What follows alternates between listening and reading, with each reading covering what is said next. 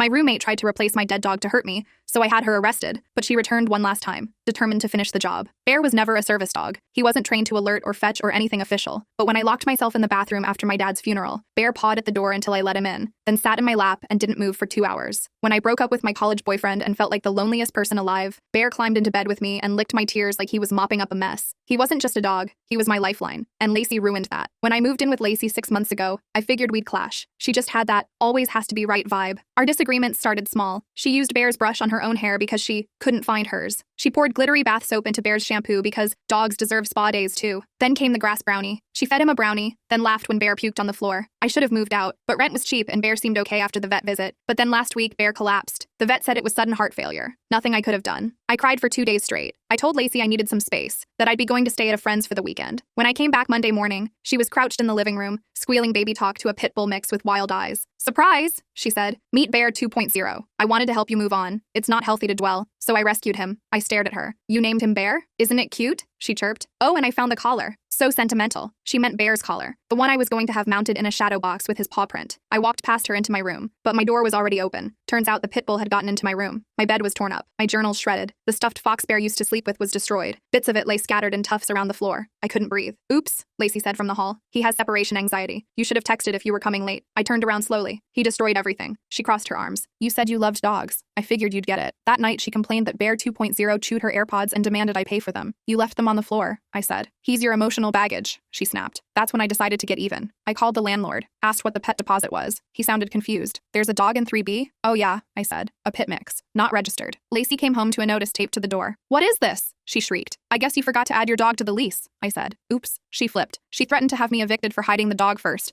and told the landlord I was emotionally unstable, and that the new dog was her support animal. But when he asked for documentation, she sent in a screenshot of a BuzzFeed quiz titled, "Which therapy dog are you?" He gave her 72 hours to rehome the dog or move out. She screamed at me for hours, claimed I was obsessed with grief and needed help. "You couldn't handle one bad day without that stupid mutt." "You're right," I said. "That's why I had him, to help me get through people like you." She packed up, said she'd be staying with a friend who actually understood dogs. Before she left, she filed a fake noise complaint and texted me, "Don't worry, karma's coming." 2 days later, I got a message from our landlord saying someone reported me for hoarding animals. Animal control showed up the next day, but found nothing but Bear's urn and a clean apartment. "You must have ticked someone off," the officer said. She closed her notebook with a snap and gave me a sympathetic look. This happens sometimes during roommate disputes or bad breakups. Someone calls in a false report out of spite. I nodded, relief washing over me. My roommate just moved out. It wasn't exactly amicable. "Well, your place is spotless. I'll file my report showing no violations." She paused at the door. "I'm sorry about your dog. Losing them is never easy." I spent the next few days in a strange limbo. On one hand, I felt vindicated knowing Lacey had faced consequences for her actions. On the other, I couldn't shake the anxiety that lingered in the corners of my apartment. Every time my phone buzzed, I jumped. Every sound at the door sent my heart racing. I'd blocked Lacey's number, but that didn't stop her from finding ways to reach me. First came the emails from throwaway accounts. The messages appeared in my inbox at odd hours, each from a different address but unmistakably from her. "You think this is over? I'm just getting started. Hope you're enjoying the peace while it lasts." Then came the 1-star reviews on my freelance design profile, all posted within minutes of each other. The notifications popped up on my phone in rapid succession, each one a small stab to my professional reputation. Unprofessional, flaky, doesn't deliver what was promised. I knew it was her. The timing was too perfect, and she knew how much I relied on those gigs to supplement my income. The reviews were vague enough that they could apply to anyone, but specific enough to sound legitimate to potential clients. I deleted the emails, reported the fake reviews, tried to move on with my life, but the weight of her threats hung over me like a storm cloud. I found myself checking the locks twice before bed, jumping at unexpected sounds, scanning crowds for her face when I ventured outside. A week later, I received a text from an unknown number. My finger hovered over the delete button, assuming it was another message from Lacey, but the preview caught my eye. "Hi, this is Marcus Henderson. Tina gave me your number. We wanted to invite you over for dinner this weekend. As a thank you for helping us get Rusty back. No pressure, but the offer's open." I stared at the message for a long time, confusion washing over me. Who was Marcus Henderson? Who was Tina? And who was Rusty? I had no idea what this person was talking about, but something about the message seemed genuine, not like Lacey's threatening notes. After hesitating, I replied cautiously, "I think you might have the wrong number. I don't know anyone named Rusty." The response came quickly. "Oh, I'm so sorry. Aren't you the person who reported Lacey Romano for having a stolen dog? The pit mix?" My blood ran cold. Bear 2.0 was stolen? I typed back with shaking fingers. I did report her for having an unauthorized dog in our apartment, but I didn't know he was stolen. He's our family dog, Rusty. She took him from our yard 3 weeks ago. The police returned him to us yesterday after your landlord called it in. We're so grateful. Part of me wanted to decline, to stay hidden away in my apartment until this whole nightmare was over. But another part, a stronger part, was tired of letting fear dictate my life. "I'd like that," I texted back. "Thank you." The Hendersons lived in a modest house with a large fenced backyard. The lawn was neatly trimmed, with colorful flower beds lining the walkway to the front door. A child's bicycle lay on its side near the porch, and wind chimes tinkled softly in the gentle breeze. It looked like a happy home, the kind of place where a family dog would be loved and cherished. When I arrived Saturday evening, Rusty greeted me at the door with enthusiastic barks and a wagging tail. His whole body wiggled with excitement as he sniffed my hands and clothes, probably detecting Bear's lingering scent. His eyes were no longer wild and anxious. Instead, they were bright and alert, full of the confidence of a dog who knows he's home. "He remembers you," Tina said, smiling as Rusty sniffed my hands, his tail thumping against the doorframe. She was a petite woman with curly brown hair and laugh lines around her eyes. Dogs have amazing memories for people who've been kind to them. I knelt down to pet him, feeling a bittersweet pang. He wasn't Bear, but there was something healing about seeing him where he belonged. His coat was shiny and well-groomed, not matted and dirty as it had been when Lacey had him. He leaned into my touch, his solid warmth against my hand both familiar and strange. The Hendersons' 2 kids, Emma and Noah, showed me Rusty's toys, his bed, the special spot in the yard where he liked to dig. Emma, about 8, proudly demonstrated how Rusty could high-five, while Noah, a few years younger, giggled as the dog licked his face. Their easy affection for the dog made me realize how right it had been to help reunite them, even if I'd done so unknowingly. "He was so sad when he first came back," Emma confided as we sat on the porch steps watching Rusty chase a tennis ball across the yard. "He wouldn't eat his favorite treats or anything, but now he's happy again," Noah added, his small hand patting my arm reassuringly. "Just like you'll be happy again someday." Over dinner, Marcus updated me on the case against Lacey. He was a broad-shouldered man with kind eyes and a calm demeanor that suggested he dealt with crises professionally. "The prosecutor says it's pretty straightforward. They have the security footage of her taking Rusty, plus she admitted it to the police when they came to get him." He passed me a basket of warm rolls, the buttery smell making my stomach growl despite my anxiety. "What will happen to her?" I asked, pushing food around my plate, the pasta suddenly tasteless in my mouth. The thought of Lacey facing legal consequences brought a complicated mix of satisfaction and dread. Probably probation, community service, maybe a fine. "Since it's her first offense and Rusty wasn't harmed," Marcus shrugged, his fork pausing midway to his mouth. "The important thing is she won't be able to do this to anyone else." I nodded, but couldn't shake the feeling that Lacey wouldn't go down without a fight, and that fight would be directed at me. The pasta in my mouth turned to ash, and I had to force myself to swallow. When I got home that night, I found my apartment door slightly ajar. My blood ran cold. I was certain I'd locked it before leaving. The deadbolt had been engaged, the handle secured. I backed away, fumbling for my phone to call the police, when Mrs. Schneider from across the hall opened her door. She was in her 70s, with silver hair always perfectly styled and a collection of cardigan sweaters for every occasion. Tonight's was pale blue with pearl buttons. "Oh, there you are, dear. I was worried when I saw your door open. The maintenance man came by to fix that leaky faucet you reported. He must have forgotten to pull it shut all the way when he left." Her voice was cheerful, but her eyes held concern as she took in my pale face. Relief flooded through me. "Thank you, Mrs. Schneider.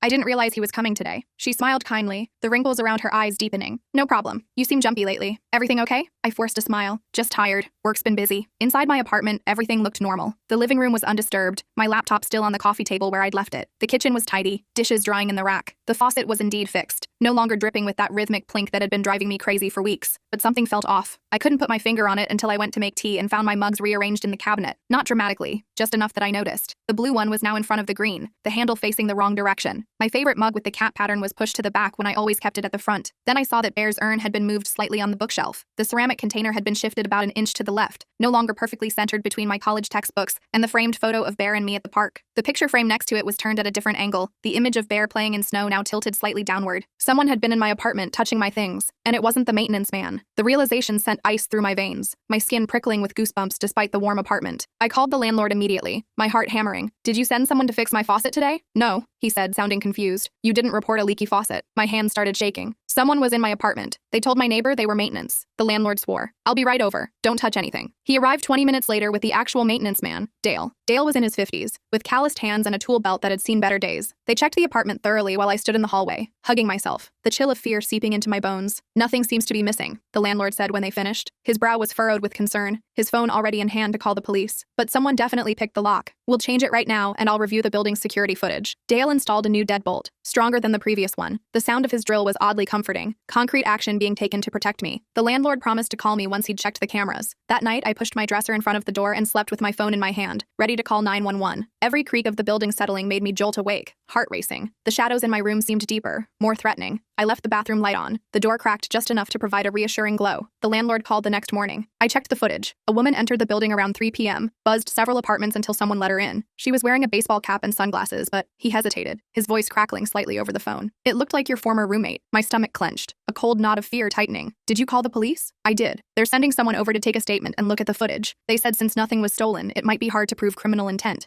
but the unauthorized entry is still illegal." I thanked him and hung up, then immediately called Marcus Henderson. My fingers trembled as I dialed, nearly missing the numbers. "Lacey broke into my apartment yesterday," I said without preamble. The words tumbled out in a rush, my breath coming fast and shallow. "What?" His voice sharpened. Are you okay? Did she take anything? I'm fine. Nothing's missing, but she moved things around, like she wanted me to know she'd been here. I paced my small kitchen, one hand clutching the phone, the other wrapped around my middle as if holding myself together. Marcus was quiet for a moment. This could violate her bail conditions. You need to report this. The landlord already called the police. They're coming to take a statement. Good. Document everything. Take pictures of anything that was moved, and… He paused, the silence heavy with unspoken concern. Maybe you should stay somewhere else for a while. The thought had already crossed my mind, but hearing someone else suggest it made it real, made it necessary rather than optional. The idea of leaving my home, of being driven out, filled me with both fear and anger. I don't want to let her drive me out of my own home. My voice cracked slightly, betraying the emotion behind my words. I understand, but safety first, right? His tone was gentle but firm, the voice of someone used to making difficult decisions. After we hung up, I stared at Bear's urn on the bookshelf. The ceramic container was simple but elegant, glazed in a deep blue that reminded me of his collar. The idea of leaving it behind made my chest ache, but carrying it around seemed impractical. I couldn't keep living in fear, jumping at shadows. I called my friend Julie, the one I'd stayed with after Bear died. She answered on the second ring, her voice immediately concerned when she heard mine. What's wrong? She asked, cutting through my attempt at casual conversation. I explained the situation, the break-in, the moved items, the police involvement. With each detail, her voice grew more alarmed. Come over now, she said immediately. Stay as long as you need. Bring Bear too. I packed a bag, carefully wrapped Bear's urn in a soft towel,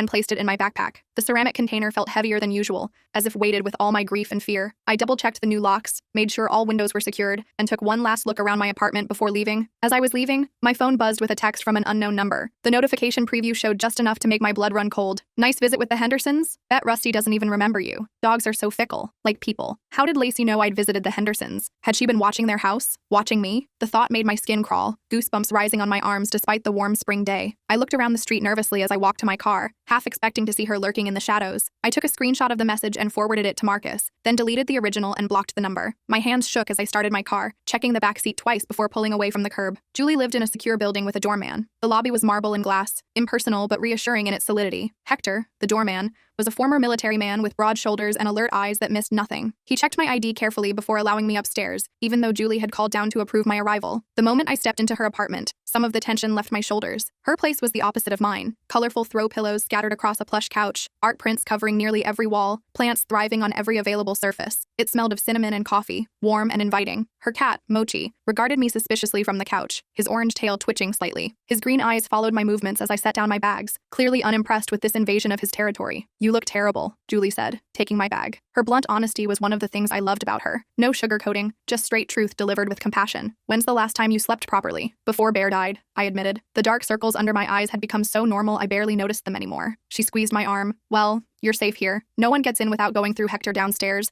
and he's ex-military and very serious about his job. I placed Bear's urn on the nightstand in Julie's guest room. The room was small but cozy, with a patchwork quilt on the bed and curtains that filtered the afternoon sunlight into a warm glow. Somehow, having him there made the unfamiliar space feel more like home. I ran my fingers over the smooth ceramic, whispering a quiet, "We're okay," before unpacking my clothes. That evening, Officer Ronan Davis came to take my statement about the break-in. He was young but thorough, asking detailed questions about my history with Lacey. His notebook filled with neat handwriting as I recounted everything from her taking Bear's brush to the devil's lettuce brownie incident to the theft of Rusty. And you're certain it was her? He asked, reviewing his notes. His pen tapped against the page rhythmically as he spoke. The building security footage shows someone matching her description, I said. And then I got this text. I showed him the screenshot, the words seeming even more threatening displayed on my phone screen. His expression darkened. This could constitute harassment. Combined with the unauthorized entry, we might have enough to bring her in for questioning. Will that help? I asked. My voice sounded small, even to my own ears. She'll just deny everything. Maybe. But it puts her on notice that we're watching. Sometimes that's enough to make people back off. He handed me his card, the edges crisp and professional. Call me directly if anything else happens. And document everything. After he left, Julie made us dinner and we watched mindless TV comedies until my eyelids grew heavy. The familiar rhythm of sitcom jokes and canned laughter provided a comforting background noise, drowning out my anxious thoughts. For the first time in days, I slept through the night, the combination of exhaustion and Julie's secure apartment finally allowing me to truly rest. The next morning, I woke to several missed calls from unknown numbers. No voicemails, no texts, just calls, all between 2 and 4 a.m. The timestamps glowed accusingly on my screen. 2:17, 2:43, 3:12, 3:47. I blocked each number, my momentary peace evaporating like morning dew under a harsh sun. She's escalating, Julie said when I showed her. Her normally cheerful face was serious as she scrolled through the call log. This is getting scary. I nodded, feeling hollow. I can't hide forever. I have to go back to work, to my apartment eventually. Not until they arrest her again, Julie insisted. She set a mug of coffee in front of me, the steam rising in fragrant curls. You can work remotely. I already told you. Stay as long as you need. I was grateful, but the situation felt unsustainable. I couldn't live in fear indefinitely, waiting for Lacey's next move. The constant vigilance was exhausting, draining me of energy I needed to heal from losing Bear. That afternoon, Tina Henderson called. Her voice was warm but concerned as it came through my phone speaker. Marcus told me what happened. I'm so sorry. This is all because you helped us. The genuine regret in her tone made my throat tighten unexpectedly. It's not your fault, I assured her. Lacey was unhinged long before this. Still, we feel responsible. Marcus has a friend who's a lawyer. He specializes in harassment cases, restraining orders, that sort of thing. He's willing to meet with you pro bono. I hesitated. A restraining order seemed like an escalation, but maybe that's what the situation required. The calls in the middle of the night, the break-in, the threatening texts, they were all building toward something worse. I could feel it. Thank you, I said finally. I'd appreciate that. The lawyer, Austin Tatum, met me at Julie's apartment the next day. He was older than I expected, with silver hair and kind eyes behind wire-rimmed glasses. His suit was perfectly tailored, his handshake firm but not aggressive. He listened attentively as I recounted my history with Lacey, taking occasional notes on a leather-bound notepad. Based on what you've told me, we have grounds for a temporary restraining order, he said after hearing my story. The break-in, the threatening texts, the harassment calls. It won't stop her if she's determined, but it gives the police more options if she violates it. How long does it take? I asked. I twisted my hands in my lap, the skin around my nails raw from nervous picking. We can file today. There's usually a hearing within 10 days, but given the circumstances, I might be able to get an emergency order sooner. He closed his notepad with a decisive snap. The judge I have in mind takes stalking and harassment very seriously. I nodded, feeling a mix of relief and apprehension. Let's do it. Austin helped me fill out the paperwork, detailing every interaction with Lacey since Bear's death. The forms were cold and clinical, reducing the emotional trauma to checkboxes and brief descriptions. Seeing it all laid out chronologically made me realize how quickly things had escalated, from thoughtless cruelty to active malice in just a few weeks. What happens at the hearing? I asked as he gathered the forms. The stack of papers seemed inadequate to capture the fear I'd been living with. You'll testify about why you need protection. Lacey will have a chance to respond. The judge will decide whether to grant a permanent order. He adjusted his glasses, pushing them higher on his nose. It can be intimidating, but I'll be with you the whole time. After Austin left, I felt drained but slightly more hopeful. Having a plan, taking action, it helped combat the helplessness I'd been feeling. Julie made tea, the familiar ritual soothing as we sat at her kitchen table. That night, Julie and I were watching a movie when my phone buzzed with an email notification. The sender was Bear Lover, with a string of numbers. The subject line, missing something? Against my better judgment, I opened it. There was no message, just an image attachment. When I tapped it, my breath caught. It was a picture of Bear's collar, the one Lacey had taken, laid out on what looked like a cutting board, next to a large kitchen knife. The blue nylon was unmistakable, the silver tag catching the light. The knife beside it was positioned deliberately, its blade gleaming menacingly. I showed Julie, my hands shaking so badly I nearly dropped the phone. The color drained from her face as she looked at the image. That's it, she said, grabbing her phone. I'm calling Officer Davis right now. While she spoke to the police, I forwarded the email to Austin with a brief explanation. He responded almost immediately. This strengthens our case. Don't delete anything. Officer Davis arrived within the hour, his expression grim as he viewed the email. The image looked even more threatening displayed on his tablet, the knife blade catching the light in a way that emphasized its sharpness. I thought Bear's collar was in evidence, I said, my voice small. I hugged myself tightly, trying to stop the trembling that had taken over my body. It should be, he said, frowning. When we recovered Rusty, we collected the collar as evidence of theft. I'll check with the department. In the meantime, this is a clear threat. We're going to try to trace the email account. After he left, I sat on Julie's couch, staring at nothing. The image of Bear's collar next to that knife kept flashing in my mind. What was Lacey planning? What else was she capable of? The questions circled endlessly,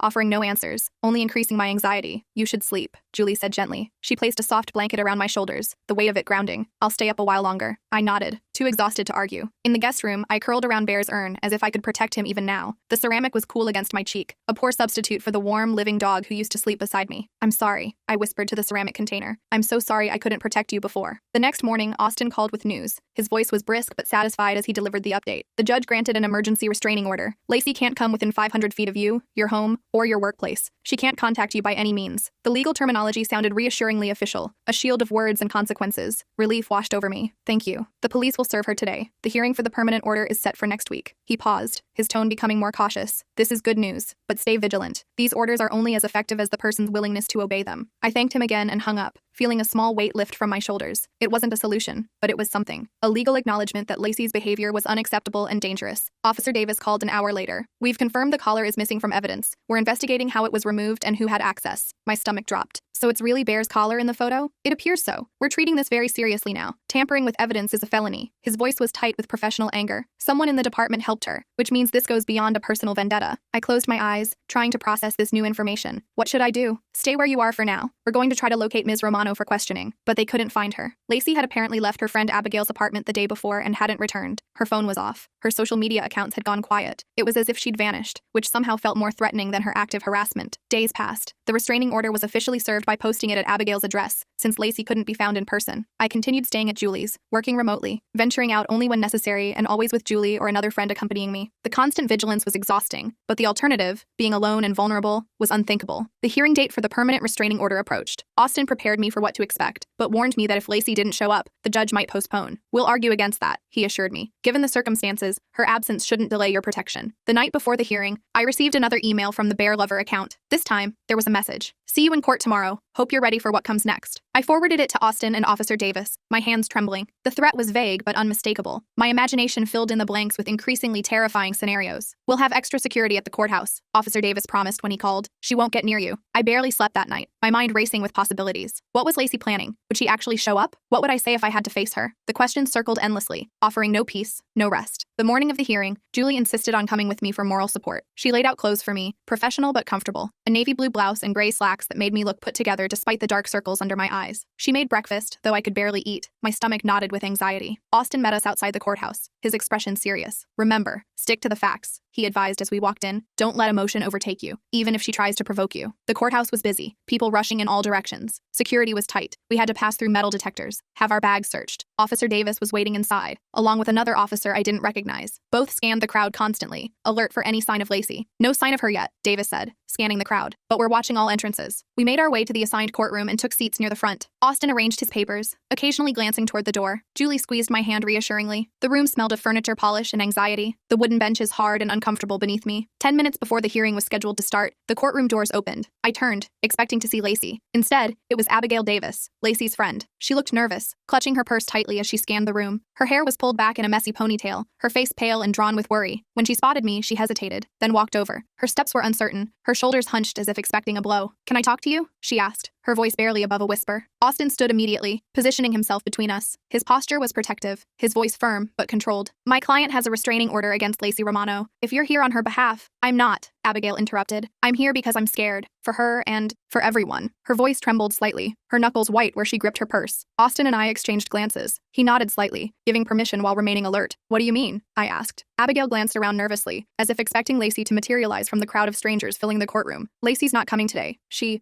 not well. After they took the dog back, something broke in her. She kept talking about making things right, making people pay." She swallowed hard, her throat working visibly with the effort. "I found these in my apartment yesterday." She opened her purse and carefully removed a small plastic bag. Inside was Bear's collar, cut into pieces. The blue nylon had been sliced methodically, the silver tag separated from the fabric. My breath caught at the sight, a physical pain stabbing through my chest. Officer Davis stepped forward immediately, taking the bag. "Where did you get this?" he demanded. "From Lacey's room, after she left." Abigail's eyes filled with tears, mascara smudging slightly as she blinked rapidly. "There was more. Plans, notes about following you, about the courthouse today. I think she was going to hurt you." The room seemed to tilt. Julie grabbed my arm to steady me, her fingers digging into my skin. The background noise of the courtroom faded to a dull roar in my ears. "Where is she now?" Austin asked sharply. "I don't know. She left yesterday and didn't come back. I called her parents, but they haven't heard from her either." Abigail wiped her eyes with the back of her hand, smearing her makeup further. "I should have said something sooner. I just didn't want to believe she'd actually do anything. But then I found the collar, and those notes." Officer Davis pulled out his phone, stepping away to make a call. His voice was low and urgent as he spoke to someone at the station. Austin guided me and Abigail to sit down, his manner calm despite the tension radiating from him. "Tell us everything," he said. "Start from the beginning." Abigail's story poured out in a rush. How Lacey had shown up at her door with Rusty/Bear 2.0,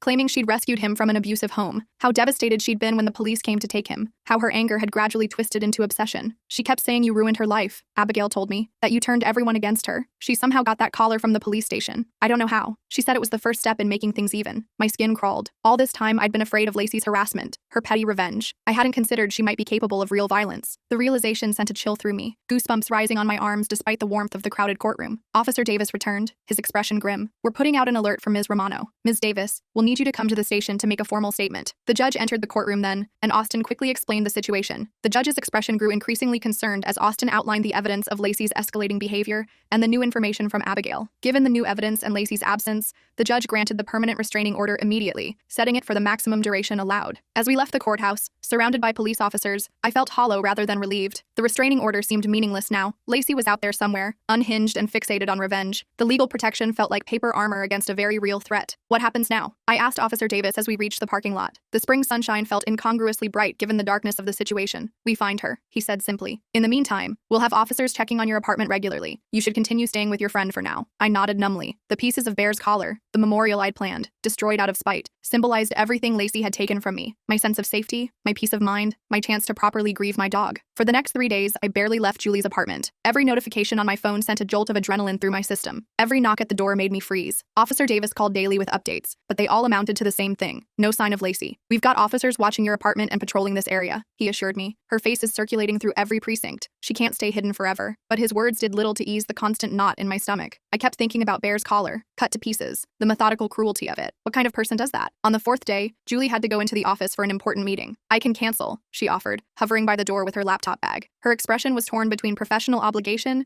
and concern for my safety. "No, go," I insisted. "I can't hide forever. Besides, Hector's downstairs and Officer Davis said they'd have someone driving by regularly." After she left, the apartment felt too quiet. Even Mochi had disappeared to whatever secret cat hiding spot he preferred during the day. I tried to work, but couldn't focus. Every creak in the building made me look up. The silence pressed in around me, making it hard to breathe. Around noon, my phone rang with an unknown number. My finger hovered over the decline button, but something made me answer. A gut feeling I couldn't explain. "Hello? It's Abigail." Her voice was hushed, nervous. "Lacey came back last night." My heart slammed against my ribs. "Did you call the police?" "No, She seemed different, calmer. She apologized for everything, said she'd been having a breakdown but was better now." Abigail paused, a slight hesitation that raised my suspicions. "I think she's been staying at her parents' place in Westbrook." "Abigail, you need to call the police, right now." I was already moving toward the door, checking that it was locked, the deadbolt engaged. "That's why I'm calling you first. She said she wants to apologize to you too. Make things right." Abigail's voice had an odd quality to it, a forced casualness that didn't match her usual speech patterns. I almost laughed. "Make things right? After breaking into my apartment? Threatening me? Cutting up my dead dog's collar?" "I know how it sounds," Abigail said quickly, but she seemed sincere. "She's been through a lot. We've all been through a lot." I snapped. "That doesn't excuse what she did." There was a long pause. Too long. I could hear breathing on the other end of the line, but Abigail didn't respond. A terrible suspicion formed in my mind. "She's sitting right next to you, isn't she?" I asked. Another pause, then Lacey's voice. "Clever girl." I ended the call immediately and dialed Officer Davis. When he didn't answer, I called 911, my hands shaking so badly I could barely hold the phone. My heart pounded in my ears, drowning out everything else. "What's your emergency?" the dispatcher asked. "My name is..." I started, then heard a knock at Julie's door. I froze, the words dying in my throat. "Hello? What's your emergency?" the dispatcher repeated. Another knock, more insistent this time. The sound echoed through the apartment, making me jump. "Someone's at the door," I whispered. "I have a restraining order against Lacey Romano. I think she's here. Stay on the line. I'm dispatching officers to your location now. Don't open the door." The dispatcher's voice was calm, but urgent, a lifeline through the phone. I crept to the peephole, phone still pressed to my ear. Through the distorted fisheye lens, I could see Hector, the doorman, standing in the hallway. Relief flooded through me. His familiar uniform and posture were instantly recognizable,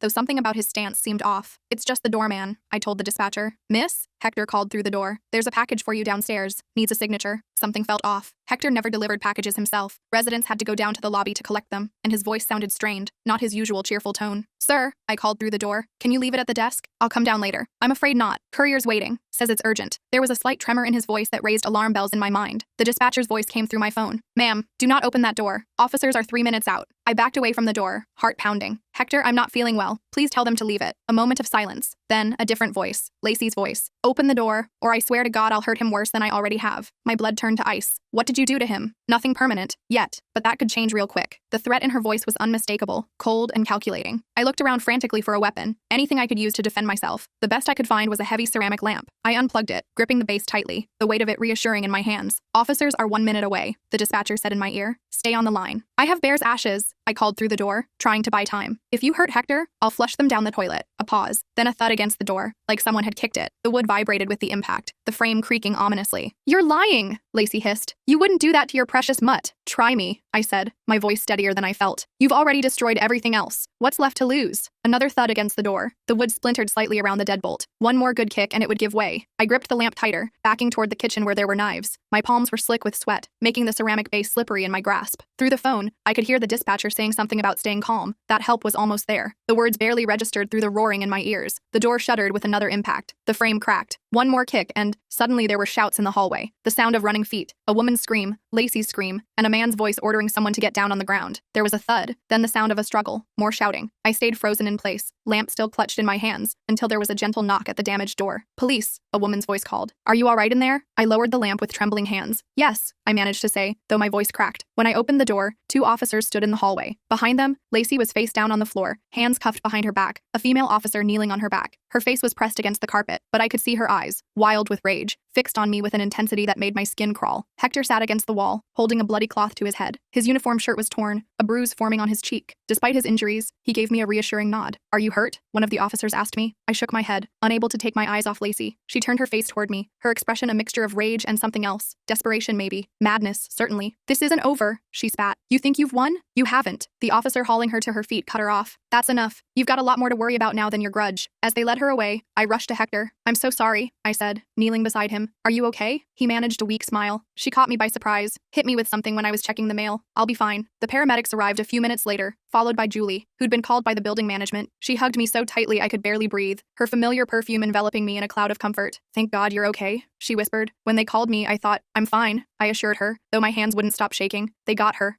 At the police station, I gave my statement while Julie sat beside me, her steady presence keeping me grounded. The interview room was small and sterile, the fluorescent lights harsh overhead. I recounted everything: the phone call from Abigail, Lacey's voice, the threats against Hector. Officer Davis looked grimmer than I'd ever seen him. "She'll be charged with multiple felonies," he told me. "Assault, breaking and entering, violating the restraining order, tampering with evidence. With her history of escalation, I don't think any judge will grant bail this time." I nodded, feeling hollow rather than relieved. The adrenaline was wearing off, leaving me exhausted and shaky. "What about Hector?" 6 stitches, mild concussion. He'll recover." Davis hesitated, tapping his pen against his notepad. "There's something else. When we searched her, we found this." He placed an evidence bag on the table. Inside was a small key, unremarkable except for the orange plastic tag attached to it. "It's for a storage unit," Davis explained. "We got a warrant and searched it this afternoon. Found quite a collection. Journals detailing her plans, photos of you, surveillance notes, and this." He slid another evidence bag across the table. Inside was a small plastic container. It took me a moment to recognize what I was seeing. Bear's paw print, the one the vet had made after he died, that I'd planned to mount with his collar. The clay impression of his paw was intact, though the container had been opened. "How did she get this?" I asked, my voice barely audible. I reached toward the bag, then pulled my hand back, afraid to touch it. "We're still investigating, but it seems she's been collecting trophies, things connected to you and your dog." Davis's expression was professionally neutral, but I could see the concern in his eyes. I stared at the paw print, tears blurring my vision. I'd thought it was lost forever, like the collar. "Can I have it back?" I asked. "Once the case is processed, yes. Both this and what's left of the collar." Davis's expression softened. "I'm sorry about all of this, but it's over now. She's going to be away for a long time." I wanted to believe him, but part of me still felt like I was waiting for the other shoe to drop. Like Lacey might somehow find a way to reach me, even from jail. The fear had become so constant that I couldn't imagine life without it. That night, back at Julie's apartment, with the door repaired and extra security installed, I couldn't sleep. I kept replaying the day's events, imagining what might have happened if the police hadn't arrived when they did. The sound of Lacey's voice through the door kept echoing in my mind, cold and threatening. Julie found me at 3 a.m., sitting on the couch with Bear's urn in my lap. The living room was dark except for the soft glow of a single lamp, casting long shadows across the walls. "Nightmares?" she asked, settling beside me. She was wearing flannel pajamas with cartoon cats on them, her hair mussed from sleep. I nodded. I keep seeing her face, the way she looked at me. Julie wrapped an arm around my shoulders. "She can't hurt you anymore." I know. Logically, I know that, but I trailed off, unable to articulate the fear that still gripped me. "It'll take time," Julie said gently. "Trauma doesn't just disappear because the danger's gone." We sat in silence for a while, the weight of Bear's urn a comforting presence in my lap. Finally, I said what had been bothering me most. "I don't know how to move forward. Everything's been about survival for so long, about Lacey and what she might do next. I haven't even properly grieved for Bear." My voice caught on his name, the pain still fresh despite everything else that had happened. Julie squeezed my shoulder. "So start now." 2 weeks later, with Lacey denied bail and awaiting trial, I finally returned to my apartment. Julie offered to let me stay longer, but I needed to reclaim my space, my life. I needed to prove to myself that Lacey hadn't taken everything from me. The apartment felt different, emptier somehow, despite nothing being missing. The familiar furniture and decorations seemed like props on a stage rather than parts of a home. The silence was both welcome and oppressive after the constant activity at Julie's. I spent the first day deep cleaning, as if I could scrub away the memory of Lacey's intrusion. I washed every surface, vacuumed every corner, changed all the light bulbs to brighter ones that left no shadows. I rearranged furniture, bought new bedding, replaced the journals that Bear 2.0 had destroyed. The physical activity was therapeutic, giving me something concrete to focus on besides fear. Marcus and Tina Henderson invited me over for dinner again. Rusty greeted me like an old friend, his whole body wiggling with excitement as I knelt to pet him. His fur was soft under my hands, his tongue warm as he licked my wrist enthusiastically. "We've been thinking," Tina said as we sat in their backyard, watching Rusty chase squirrels. The evening was warm, the air fragrant with blooming flowers. "We'd like to make a donation to the animal shelter in Bear's name, maybe sponsor a senior dog adoption or something." The unexpected kindness brought tears to my eyes. "That would be amazing. Thank you. It's the least we can do," Marcus said. "If you hadn't helped us find Rusty," I shook my head. "I'm glad I did, despite everything that happened after." The police returned Bear's paw print and the pieces of his collar a month later. The collar was beyond repair, but I carefully arranged the fragments in a shadow box along with the paw print and a photo of Bear. I hung it on my living room wall, where I could see it every day. It wasn't the memorial I'd originally planned, but there was something fitting about its broken state, a reminder of what had been lost, but also preserved. Slowly, life began to feel normal again. I started working at my favorite coffee shop again, went out with friends, even considered dating. The nightmares became less frequent, though they never never completely disappeared. Sometimes I'd still wake up in a cold sweat, certain I'd heard Lacey's voice or footsteps outside my door. Lacey's trial was scheduled for 6 months later. Austin warned me I'd likely have to testify, but assured me I'd be protected. I tried not to think about it, to focus on rebuilding my life instead. Each day without an incident, without a threat, was a small victory. One Saturday morning, I was walking through the park when I spotted a familiar figure, Diane, the animal control officer who'd come to my apartment after Lacey's false report. She was in civilian clothes, walking a small terrier on a red leash. She recognized me immediately. "Well, hello there. How are you doing?" Her smile was genuine, her eyes crinkling at the corners. "Better," I said, surprised by how true it felt. "Much better." We chatted for a few minutes. She told me about other false reports she'd investigated, how common they were in relationship disputes. The terrier sniffed my shoes curiously, tail wagging. "People use animals as weapons sometimes," she said sadly. "It's the worst part of my job." As we were about to part ways, she hesitated. "This might be inappropriate, but we just got a surrender at the shelter. Older dog, about 8. Owner died, family couldn't keep him. He reminds me a lot of the dog in the photos you showed me. Bear, right?" My heart skipped. "What kind of dog?" "Lab mix. Super gentle, good with everyone." She pulled out her phone, showed me a picture of a gray muzzled dog with soulful eyes. His coat was a rich chocolate brown, his expression dignified despite the shelter setting. No pressure at all, just thought I'd mention it. I stared at the photo, feeling something shift inside me. Not replacement, never that. Bear was irreplaceable, unique, but maybe continuation, a new chapter, a chance to give another dog the love I still had to offer. "What's his name?" I asked. "Buddy, but you know, names can be changed." She smiled, understanding in her eyes. I smiled, the first genuine smile I'd felt in months. "I'd like to meet him." The next day, I visited the shelter. The building was older, but clean and well-maintained. The sound of barking echoed through the concrete hallways, but it wasn't frantic or distressed, just dogs being dogs. A volunteer led me to a meet and greet room, then brought in Buddy. He was exactly as Diane had described, gentle, soulful, with a gray muzzle and calm demeanor that reminded me of Bear in his later years. His brown eyes were intelligent and watchful, taking in everything about me. When I sat on the floor of the meet and greet room, he immediately came and leaned against me, as if he knew exactly what I needed. I adopted him that afternoon. The paperwork was simple, the adoption fee reasonable. The shelter staff provided me with his medical history, food recommendations, and a new leash. They seemed genuinely happy to see him going to a good home. On the way home, we stopped at the pet store for supplies. Buddy sat patiently in the car while I ran in for the essentials: food, bowls, a bed, some toys. He showed interest in a plush squirrel, gently taking it from my hand when I offered it to him. As I was checking out, the cashier asked, "What's his name?" I looked down at the dog sitting patiently by my side. Not Bear, never Bear, but still a companion, still a new beginning. "Phoenix," I said. "His name is Phoenix." At home, Phoenix explored cautiously, sniffing every corner. His nails clicked softly on the hardwood floors as he investigated his new surroundings. When he came to Bear's shadow box on the wall, he sat and looked up at it for a long moment, as if paying respects. The coincidence gave me chills, but not the frightening kind, more like recognition, acknowledgement. I knelt beside him, running my hand over his soft head. "That was Bear," I told him. "He was very special, but you're special too." That night, Phoenix slept on the bed beside me, not quite touching, but close enough that I could feel his warmth. His breathing was steady and reassuring in the darkness. For the first time since Bear died, I slept through the night without nightmares. In the morning, I woke to find Phoenix had moved closer, his head resting against my leg. The weight was comforting, grounding, not replacing the space Bear had left, but creating his own. And somehow, that felt exactly right.